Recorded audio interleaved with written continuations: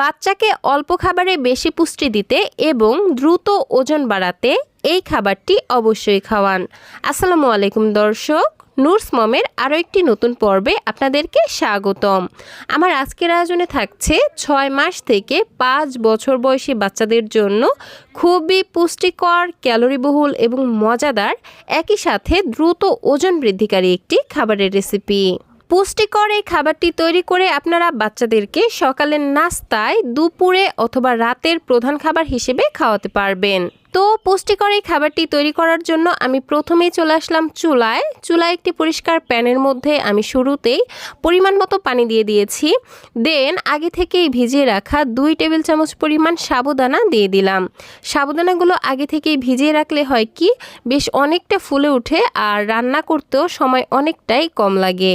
যাই হোক, সাবুদানার সঙ্গে আমি একই সাথে দিয়ে দিলাম এইটুকু পরিমাণে নুডলস। আমি এখানে আমার বাচ্চার চাহিদা অনুযায়ী সব কিছু নিয়েছি। আপনাদের বাচ্চারা যতটুকু খেতে পারবে এখানে ঠিক ততটুকু পরিমাণই নিয়ে নেবেন।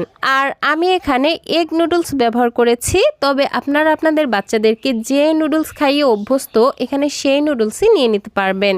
আর সবসময়ই চেষ্টা করবেন বাচ্চাদেরকে ইনস্ট্যান্ট নুডলসের পরিবর্তে এই এগ নুডলস খাওয়ানোর জন্য।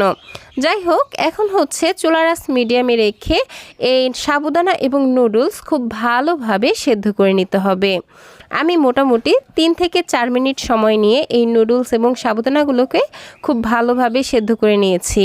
এখন হচ্ছে এরকম একটি ছাঁকনি বা স্ট্রেনারের মধ্যে সব কিছুকে নিয়ে ঠান্ডা পানি দিয়ে খুব ভালোভাবে ধুয়ে নিয়েছি। দেন আবারও চুলায় আমি প্যানের মধ্যে এগুলোকে ঢেলে দিয়ে দিলাম, আর সাথে আরও কিছুটা পরিমাণ মতো পানিও দিয়ে দিয়েছি। তবে যাদের বাচ্চাদের বয়স 1 বছরের বেশি তারা কিন্তু চাইলে এখানে গরুর দুধ দিয়েও খাবারটি রান্না করতে পারবেন। এখন হচ্ছে এই খাবারটির টেস্ট বাড়ানোর জন্য এখানে দিয়ে দিচ্ছি 1 চা চামচ পরিমাণ লাল চিনি আর সামান্য 1 চিমটি লবণ। কিন্তু যারা 1 বছরের কম বয়সী বাচ্চাদের জন্য খাবারটি রান্না করবেন তারা এখানে লবণ বা চিনি কোনোটাই ব্যবহার করবেন না।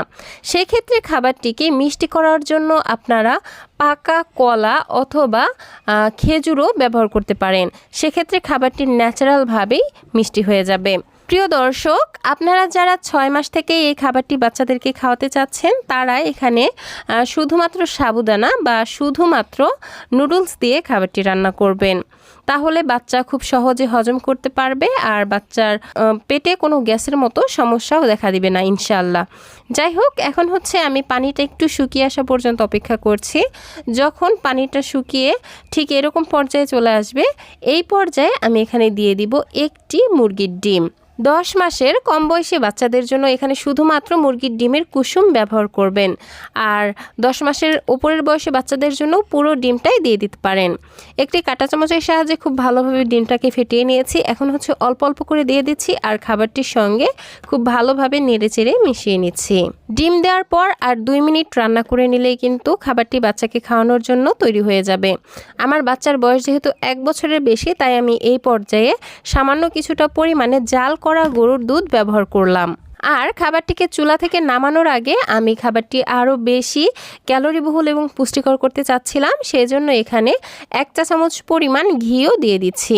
ঘিতে রয়েছে গুড ফ্যাট এবং ক্যালোরি, যা বাচ্চাদের দ্রুত ওজন বাড়াতে এবং স্মৃতিশক্তি বাড়াতে জাদুর মতো কাজ করে।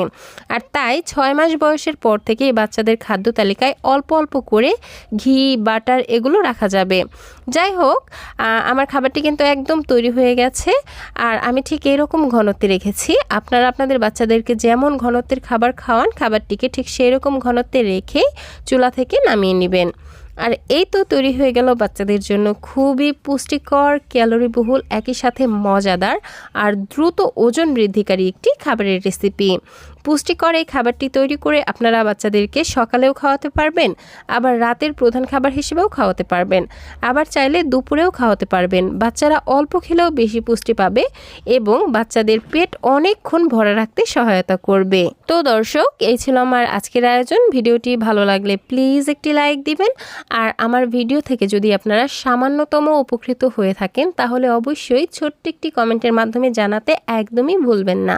বাচ্চাদের জন্য এরকম আরও নিত্য নতুন সহজ এবং পুষ্টিকর খাবারের রেসিপি পেতে প্লিজ আমার চ্যানেলটিকে সাবস্ক্রাইব করে পাশের ঘন্টাটি বাজিয়ে অল সেট করে দিবেন পরবর্তী ভিডিওর নোটিফিকেশন সবার আগে পাওয়ার জন্য।